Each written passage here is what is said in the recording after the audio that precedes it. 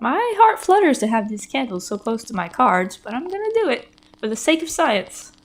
I literally just googled relationship tarot spreads and I found this one and it seemed to work out pretty good for them. And which I will leave credit to in the description. I didn't make up any kind of spreads or nothing. I'm just here to read the cards.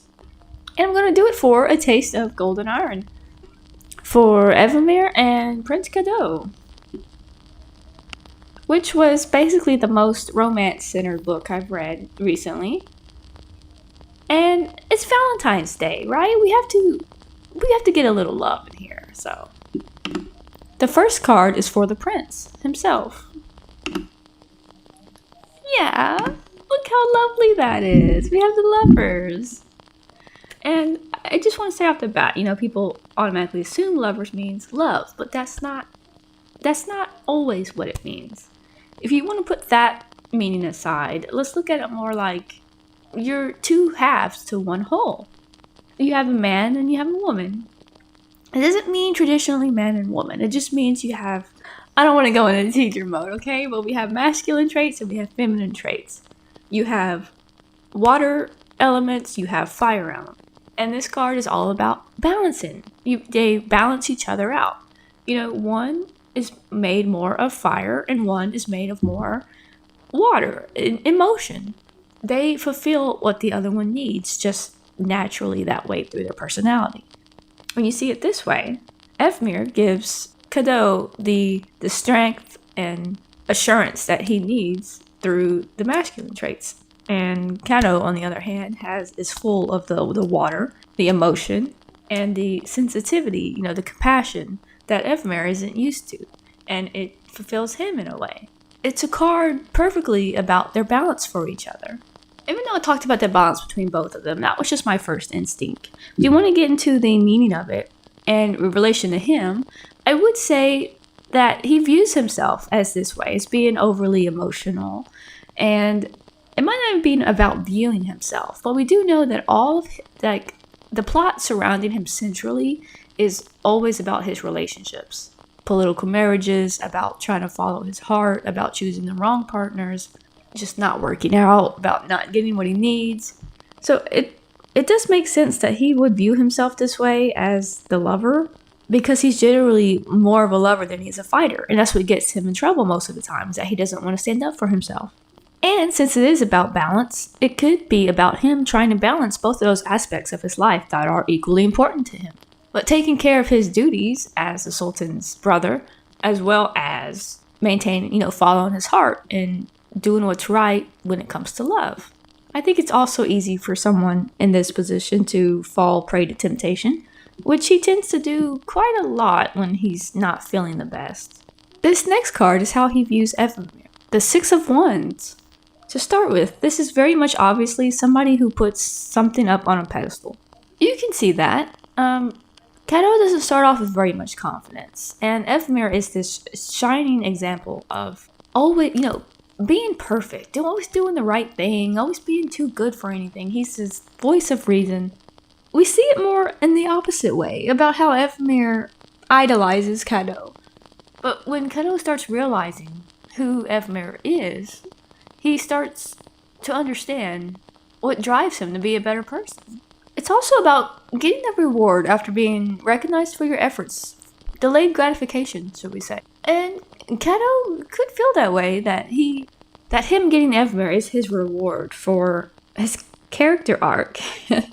I mean, he wouldn't know that, but we could see it this way. They grow into the person that each of them needs them to be by the time the book ends. And it's not just about him being awesome in general. It's about him being, an example is a good word for it, but I want to say someone who KADOU could look up to and try to learn from. Next is how Prince KADOU views their relationship. Okay, pretty much a peaceful respite. This is about someone who's willing to throw their weapons down in order to get along with each other and compromise. This is very good. I feel like these cards have been on point so far, if you ask me. So they very much just want to enjoy the communication between each other rather than talking at each other. they'd rather just stay focused on each other rather than involve themselves with all the political drama around them. This is them sort of tuning out everything around them that tries to force them to fight each other. Go against that grain to actually come together. It's nice. Except the traditional meaning of this card, which I will show you, doesn't look that pleasing, does it? Because it's all about more resting, an internal focus, healing in a way. And this is important for when KADOU goes through one of his little episodes. EVEMER is very good at throwing his duty down to help focus on getting KADOU what he needs to feel better when he starts having his little episodes of anxiety. It's also useful for when he starts talking about the stuff that's stressing him out and bothering him. The investigation and stuff with his sister, what's going on, his enemies. And EVEMER is a very good voice, a very good listener, and he's willing to give his opinion. Yeah, it's all about staying quiet and reflecting on your recent hurts and traumas, such as breakups, And EVEMER is pretty good at making him feel protected when he doesn't need all this outside interference. Next is EVEMER's turn. This is how he views himself. Justice! Oh, very good. We can break this down step by step, but to get straight to the heart of it, this card is kind of obvious as someone who is fair and reasonable and logical in all the decisions he makes. I don't know if this is how he views himself, but he does take very much pride in how he grew through the ranks and earned his respect by always doing what's right. I think it also compels him to feel the need to be honest every time he's asked about something, which a lot of people don't like to hear. But in the end, it's always the right decision.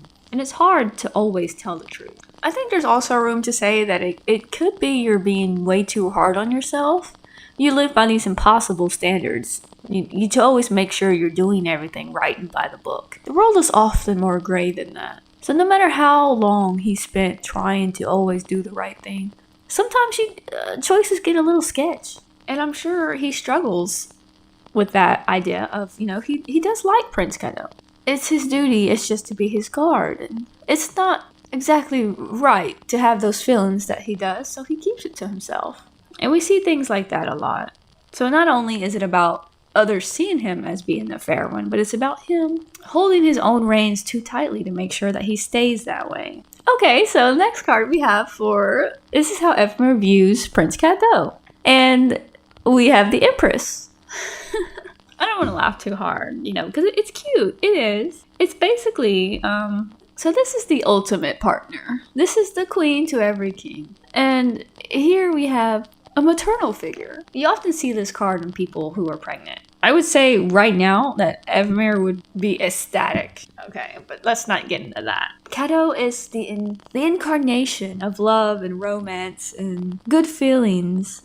This card makes everybody around them feel good just by their natural personality. People love the Empress card.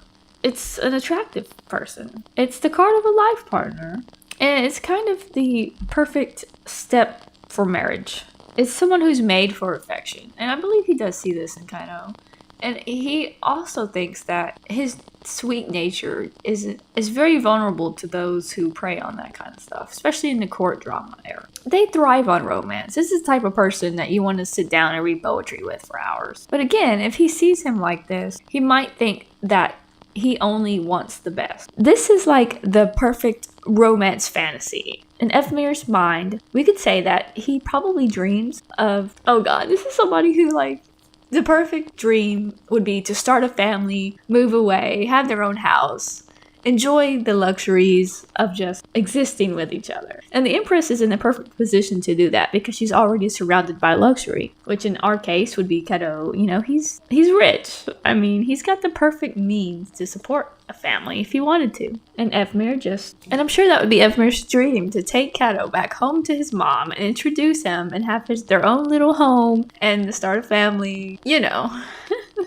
How EVEMER views their relationship. This card doesn't look very good, does it? It's not the best. We can compare it to a little bit of sorrow here, especially about the past. It's pretty much saying that EVEMER thinks that KADOU is blocked from moving forward by something that's happened in the past. And it doesn't even have to be a long past. I mean, it might just be a situation that he knows that has happened recently and has bothered him too much to think about anything else but that. There's a lot of missed opportunities here, represented by all the cups on the ground. And if you want to look at this, I don't know how it pertains exactly to this question, but the cups usually represent choices that he's deemed either, not good enough or just hasn't noticed, and he's poured them out intentionally. Then you regret it because you were unable to make those choices when you had the chance. Or it's more like you were too busy looking for the perfect scenario that you couldn't realize what you had right in front of you the whole time. I don't want to say EVEMER feels like that because he seems pretty grateful for having KADOU. But we could see it that way. Or KADOU could see it that way. There's a lot of times when EVEMER thinks about doing something and he stays quiet. And that's one of the worst parts of the book for me because not a lot tends to happen. And I feel like it could have been explained a little bit more how he feels that he wants to say something and that he just can't. Or, because he thinks either he doesn't have the right to, be disrespectful, it's not helpful, any kind of way. Later on, in hindsight, it might have changed the situation completely if he'd said something. And I believe from this, EVEMER just wants KADOU to get over it in a way and move on. Be strong like he is. And some people just don't work like that. Some people need more time, more reflection. And that's pretty much why I'm sure the only reason he tolerates Tadek is because it's good for KADOU to feel better. But he's willing to sacrifice seeing Tadek and him like that instead of just opening up himself and talking about it. Because he feels like this isn't what he needs. That is what he needs. And he's unable to provide it correctly. And I think it just wants EVEMER to remind KADOU that he needs to prioritize where he focuses his emotion. Because some things are not worth crying that much over. Just as this card advises, crying over spilt milk, should we say. Sometimes the thing you're upset about isn't worth your attention that much. So that's it for this short reading for Prince KADOU and EVEMER, soon to be Prince EVEMER. I rather enjoyed this reading. I think the cards were spot on with their relationship. And I'm curious to see where it would go in the future. Anyway, I hope you enjoyed this reading. Happy Valentine's Day!